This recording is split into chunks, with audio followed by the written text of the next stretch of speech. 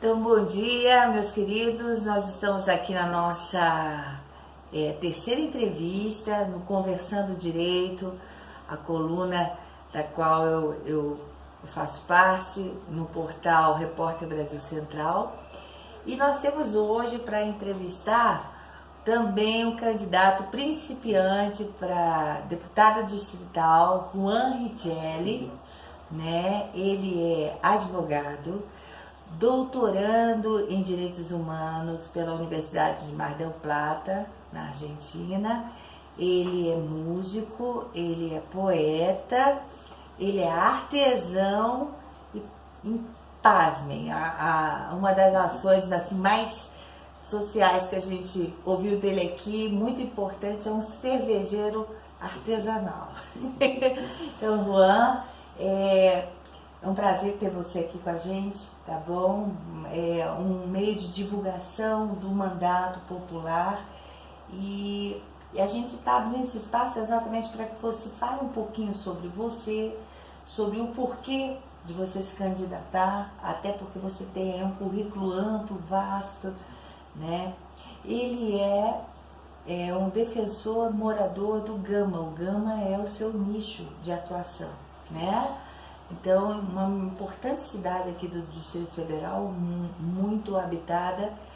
Então, fala um pouquinho para a gente sobre a sua história e o porquê de você se candidatar inicialmente. Poxa, primeiramente, bom dia a todos e a todas, a você. Queria agradecer a sua pessoa e ao Repórter Brasil Central pela oportunidade, pelo espaço de estar aqui conversando nessa manhã com vocês. E você já me apresentou já brevemente. Mas é isso, eu me chamo Juan Richelli, eu tenho 27 anos, estou concorrendo pela primeira vez à Câmara Legislativa do Distrito Federal, sou advogado e me tornei advogado por uma oportunidade que eu tive de uma política pública chamada ProUni, Programa Universidade para Todos. Eu estudei minha vida inteira em escolas públicas lá no Gama e minha família não tinha condições de me pagar uma faculdade, uma universidade ou algo assim. E quando eu estava terminando o ensino médio, eu estava desesperado, eu não sabia o que eu ia fazer no ano seguinte. Então eu fiz o Enem, consegui uma boa nota na redação, sempre fui bom em escrever textos, e consegui uma bolsa integral de 100% para estudar Direito na Universidade Paulista. E estudei durante 5 anos, o curso de Direito me deu uma bagagem importantíssima. Eu entrei na faculdade uma pessoa e saí outra. Eu me recordo que quando eu passei pela catraca pela primeira vez, eu tirei uma foto mental da pessoa que eu era, dos valores e princípios que eu tinha, e no último dia de aula eu tirei outra foto da pessoa que eu saí pela última vez da faculdade. Eu era uma pessoa completamente diferente. A educação, ela tem esse poder de transformação. E sou advogado há 3 anos desde então. E sou músico, aprendi a tocar, tem 10 anos que eu toco violão, adoro MPB, bossa nova, rock, blues, música clássica, eu gosto demais. Sou poeta, escrevo desde os 10 anos de idade. As minhas professoras, Arita Ana e Delite, que infelizmente não está mais entre nós, sempre me apoiaram a escrever, me estimularam, e elas sempre cobravam mais de mim que dos outros alunos, porque vê que eu gostava demais daquilo. E sou ambientalista. Lá no Gama eu tenho um projeto chamado Gama Verde, que é um projeto onde a gente tenta trabalhar com a comunidade essa questão do meio ambiente. O Gama é uma região muito rica em água, ele está no meio de 2 rios, que é o Rio Alagado e o Ribeirão Ponte Alta. Eu costumo falar que o Gama é a Mesopotâmia do Distrito Federal. Sim. E é uma região muito rica em cachoeiras, em belezas naturais, e infelizmente não tem o devido cuidado. A gente leva a comunidade para conhecer as cachoeiras, para limpar o leito dos rios, plantar mudas de aves. A gente dá palestra em escolas para estudantes sobre meio ambiente, sobre água, sobre qualquer tema relevante na pauta ambiental. Temos um trabalho em parceria com escolas e líderes comunitários. E também temos a questão do turismo ecológico, porque aqui em Brasília a gente se desloca longas distâncias para ter um contato com a natureza, sendo que nós temos coisas belíssimas aqui na porta da nossa casa e nós não aproveitamos. Então, inclusive uma das nossas propostas de campanha, despertar essa questão do turismo ecológico aqui em Brasília, das pessoas que vivem aqui. E como você bem falou, sou cervejeiro artesanal, eu faço minha própria cerveja, tem uns 8 meses, já se chama cerveja Dom Juan, é o nome da cerveja. E eu tenho gostado muito, é uma coisa terapêutica. Você gasta um dia inteiro fazendo a cerveja, ela leva um mês para ficar pronta, então é um exercício de paciência também. De construção, né? E é uma alquimia, eu vejo o cervejeiro como alquimista, assim, sabe? Com Assim, certeza. eu até vi esses dias num post aí pela cidade, um pai de santo, eu transformo água em cerveja. Eu também transformo água em cerveja, só que eu levo um mês para fazer isso. E é isso, eu sou pai, tenho um filho de 3 anos, o Vinícius, em homenagem a Vinícius de Moraes, o meu poeta e músico também, um dos meus favoritos na música popular brasileira. Com certeza. E esse sou eu, assim, e é isso. Muito legal, ou seja, uma pessoa como nós, sem carreira nenhuma política inicial, mas que se atentou para a necessidade de realmente compartilhar de ideias, de formas de vida diferenciadas a partir das suas experiências com as pessoas com as quais você convive, de como melhorar esse ambiente social que a gente vive, no caso do Distrito Federal. Você é candidato pelo PSOL, não é isso? Isso. E isso é importante porque, assim, aqui é um espaço que não é só para um partido, não. São todos os partidos que agregam a concepção de que o mandato popular, o dono do mandato popular é o povo, e a esse partido deve estar atrelado nas suas concepções, nas suas necessidades, nas suas formas de ação, né, em que você possa aglomerar os seus eleitores, né, os cidadãos, em prol de um bem comum. Então, eu estou falando realmente dos partidos de esquerda de um modo geral. Então, pessoal, fala um pouquinho do teu partido, inclusive o nome dele, o que significa PSOL e por que o PSOL? Como é que você se identifica com ele? Bem, PSOL significa Partido Socialismo e Liberdade.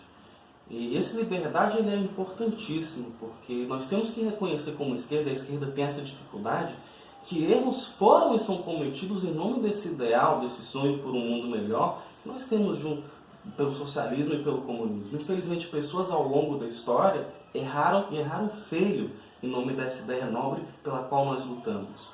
Então, a liberdade é fundamental, porque foi o que faltou em algumas dessas experiências, infelizmente. Sim. Não dá para ter uma sociedade sadia, saudável, sem liberdade para os indivíduos. E, obviamente, tendo a liberdade do outro como limite. Liberdade para pensar, para falar o que você quiser, para levar a vida que você quiser viver.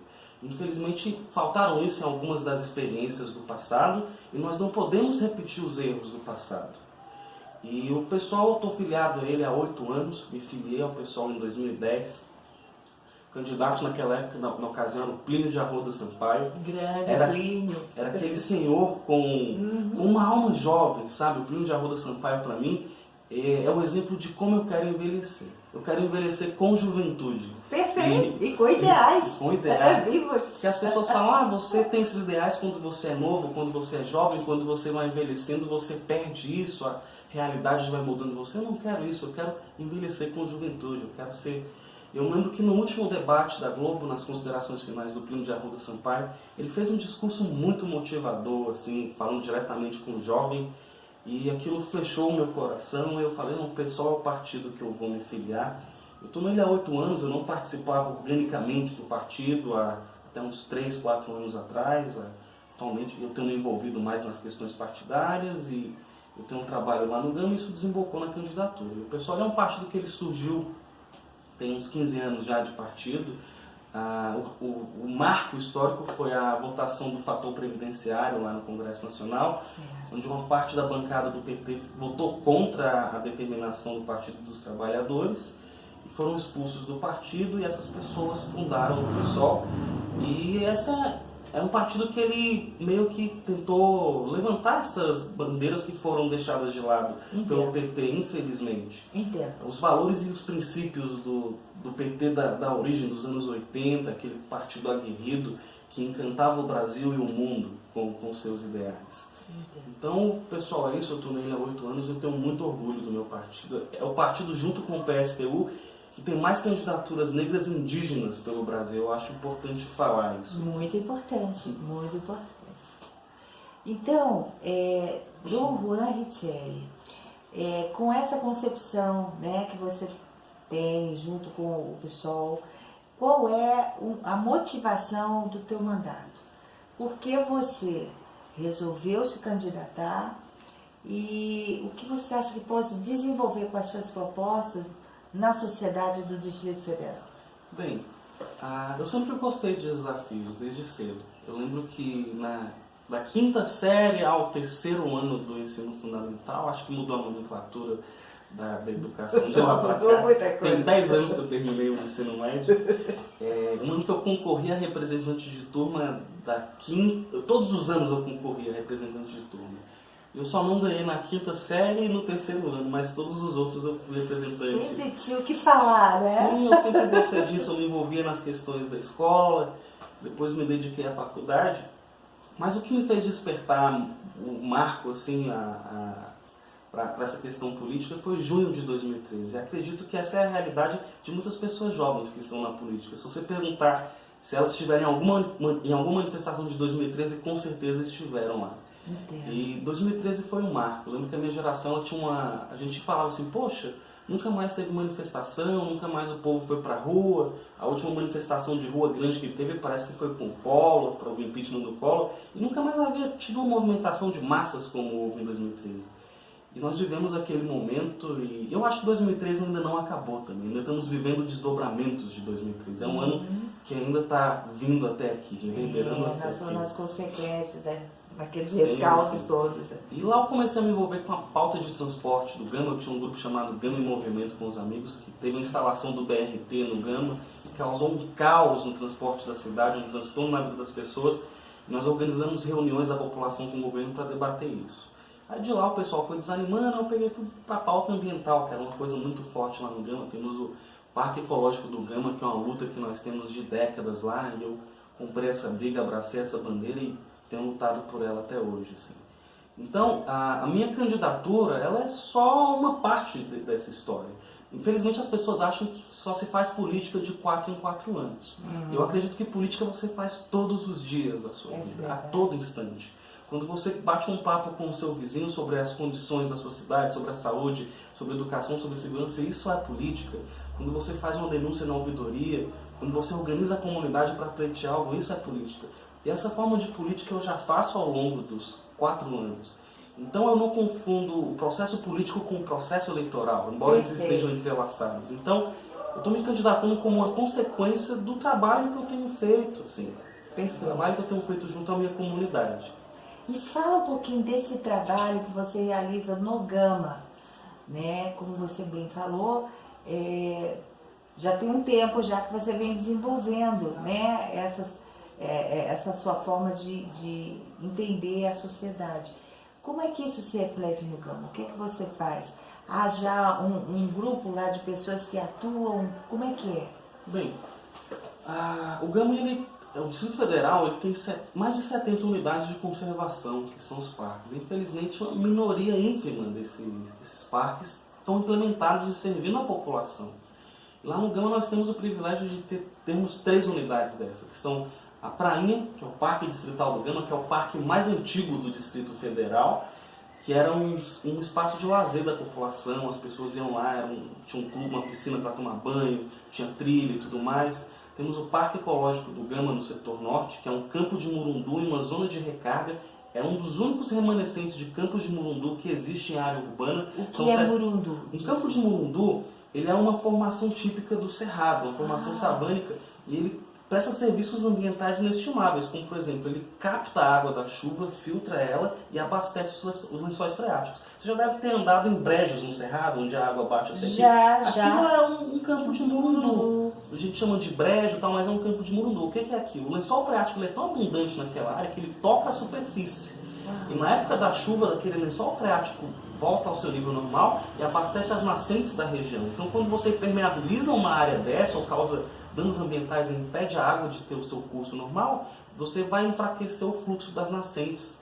Então, o Parque Ecológico do Gama ele tem essa importância. Nós temos uma ação popular em curso no TJDFT contra uma obra pública que foi realizada lá pela administração regional e está em curso ainda e está se decidindo sobre isso. E temos também o Refúgio da Vida Silvestre Ponte Alta do Gama, que é o maior parque do Gama. Tem a Cachoeira da Loca, que é uma cachoeira lindíssima, assim, tem belezas naturais, tem uma piscina natural chamada Meloso, com água cristalina e hidromassagem, uma delícia para quem quer relaxar. Tudo isso lá no Gama. Tudo isso lá no Gama. Então a gente luta pela preservação desses espaços. Eu também faço parte da mesa mediadora do Fórum Comunitário de Entidades do Gama, são onde as lideranças da cidade se reúnem. Recentemente a gente organizou uma manifestação em defesa do Hospital Regional do Gama e nós pautamos a luta da cidade, assim, com as lideranças da cidade. É um espaço suprapartidário, tem pessoas de todos os partidos e ideias. E a ideia é assim, porque se tem um problema na cidade, ele não vai perguntar se você é de esquerda ou de direita. Se tem um buraco no asfalto... O cidadão precisa da solução. Isso. Se o buraco tem um buraco no asfalto, ele vai arrebentar a roda do seu carro, independente da sua ideologia. Se o hospital não funciona, ele vai afetar você, independente do que você acredita. Se uma escola não está educando bem os nossos jovens, isso vai afetar a sociedade como um todo depois. Então, nas questões da pauta da cidade, nós nos unimos todos independente de partido e temos as nossas divergências, mas nós entendemos que o bem comum é de todos e que vale a pena lutar por ele. Isso é cidadania, isso é maturidade na cidadania, né? Que é exatamente colocar o bem comum como o ponto central da ação política. E aí eu não estou falando da ação partidária, estou falando da ação política. É o cidadão que dentro daquela necessidade vê que aquilo afeta o coletivo e, consequentemente, afeta a ele mesmo, a família dele, aos que ele gosta, e aí precisa de uma solução. E a solução, muitas vezes, ela parte desses próprios cidadãos. Sim. Que pressionam os seus governantes. Exatamente. Né? Nós temos visto os políticos aparecendo com soluções mágicas e individuais para os problemas coletivos, só que eu não acredito nisso. Eu acredito que a solução para os nossos problemas coletivos é necessariamente coletiva. As pessoas têm que acreditar mais no poder que elas têm. Os políticos são importantes para fazer o diálogo com a sociedade, com as instituições, mas os indivíduos têm um poder descomunal para mudar a realidade que vivem. Sem dúvida. Até para cobrar desses agentes que são colocados ali a partir do voto, como você está tentando agora, né, se colocar, porque aquele voto é um voto de confiança. Né, de que as suas necessidades dentro, claro, de uma limitação que a gente entende de sistema, de orçamento, né, mas aí que está. Quando você define prioridades enquanto um agente que representa uma coletividade que o elegeu, até essas limitações elas têm que ser ponderadas em função da resolução daquelas necessidades do cidadão que te elegeu. Essa experiência até já foi falada aqui por outro entrevistado. A gente via muito isso no orçamento participativo, né? Exatamente quando a comunidade se reunia e dizia, olha, aqui a gente precisa, nossa prioridade é aquela escola. E aí a dotação orçamentária teria que ser trabalhada em cima daquela prioridade local, né? Como é que você pretende, então, Juan, a partir de um mandato popular, e aí você vai sair um pouquinho da sua comunidade, né? Você vai para uma Câmara Distrital, né? Como é que você pretende viabilizar essas necessidades do ponto de vista público-governamental? Bem, as pessoas me comentam muito comigo, você tocou nesse ponto aqui agora, que eu bato muito na tecla do Gama. Obviamente que um deputado distrital ele é deputado do Distrito Federal, claro, não de uma cidade, obviamente. Mas eu me propus a falar da realidade que eu vivo porque eu tenho legitimidade para falar dela porque eu vivo.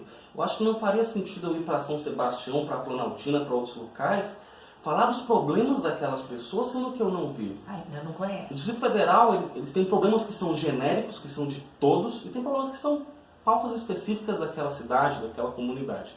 Então eu me propus no primeiro momento, pautar as questões da minha cidade, tem questões genéricas também nas nossas propostas, mas como deputado distrital eu vou ter estrutura e legitimidade para ir a outros locais e conhecer a realidade do Distrito Federal como um todo, que infelizmente eu não conheço detalhadamente. Tem que ter humildade para reconhecer isso. Assim. Claro. Mas como deputado distrital... E nem precisa para poder se candidatar. Sim.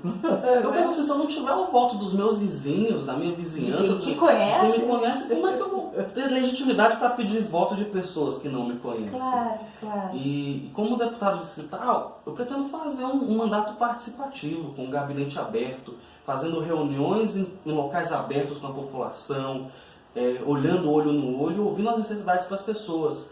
E, infelizmente, tem muito candidato aí falando que vai fazer isso e aquilo, só que ele tem que ver o que é que um deputado pode ou não fazer. Exato. O papel do deputado, no primeiro momento, é dialogar, levar as demandas da comunidade para dentro da CLDF, dialogar com o governador, com as instituições, fiscalizar se os outros poderes estão cumprindo com as suas atribuições e denunciar quando houver alguma coisa errada. Eu acho que essas são o principal papel do deputado. E legislar também a serviço da população. Sim. E, infelizmente, a nossa Câmara Legislativa, 80% do que foi legislado lá nos últimos 4 anos deu algum problema. Do ponto de vista da constitucionalidade. Na justiça, né? Justamente por conflito de competência. Porque tem deputado legislando sobre uma área que não é dele. Ele está entrando no terreno do executivo. E isso não pode acontecer. Então, se 80% do que eles legislaram deu problema e só 20% se aproveitou, o que eles ficaram fazendo lá nesses últimos 4 anos? Trabalhando em vão. E isso é o que nós não queremos fazer. Isso é verdade. Esse ponto que ele tocou é um ponto extremamente importante. Quer dizer, realmente a questão da legislação, da legislatura, né, ela se consolida a partir da apresentação de projetos de lei que tenham a ver com a realidade do DF e com a competência desses legisladores. Infelizmente, isso que ele falou é uma realidade.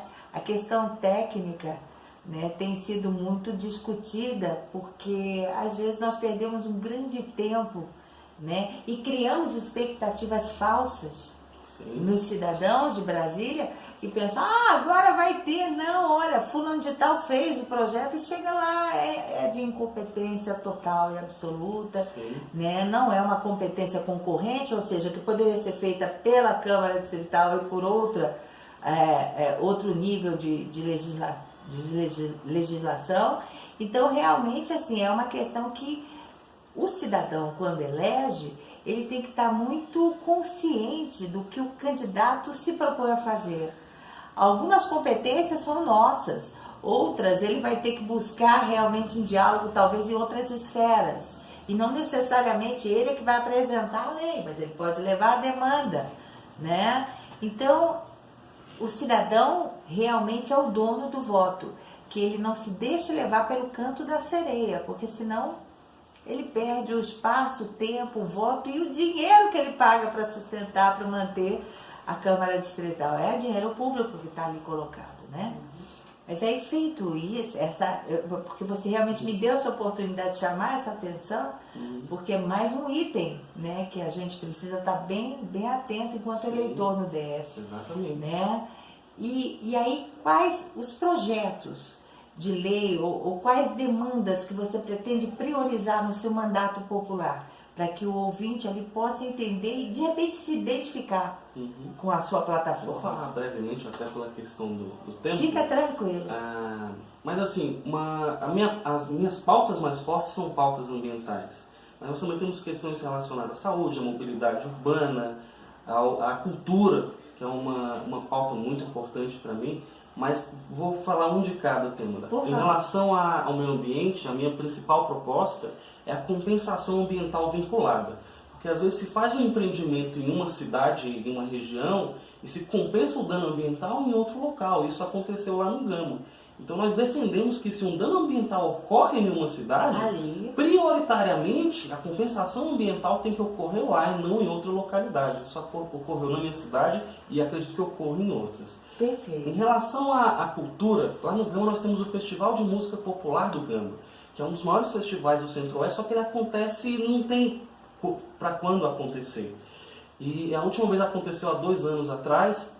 Vem pessoas do Brasil inteiro, o Gama se torna por um dia ou uma noite a capital cultural do Distrito Federal. E nós queremos que o Festival de Música Popular do Gama faça parte da agenda cultural do Distrito Federal e seja um festival bianual, que ele tenha ano para ocorrer.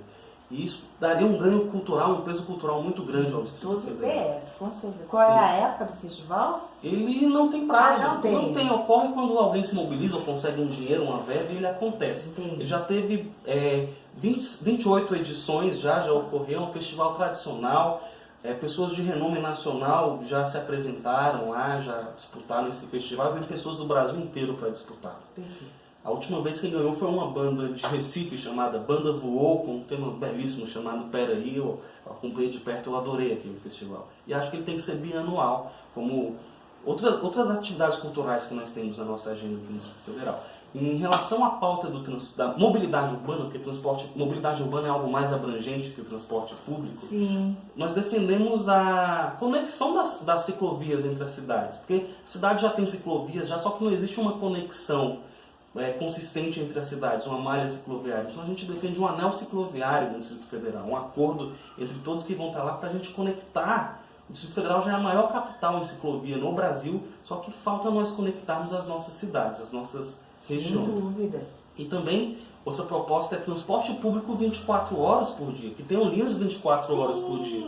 Porque o Estado ele penaliza o motorista que dirige embriagado e corretamente, mas não dá alternativa.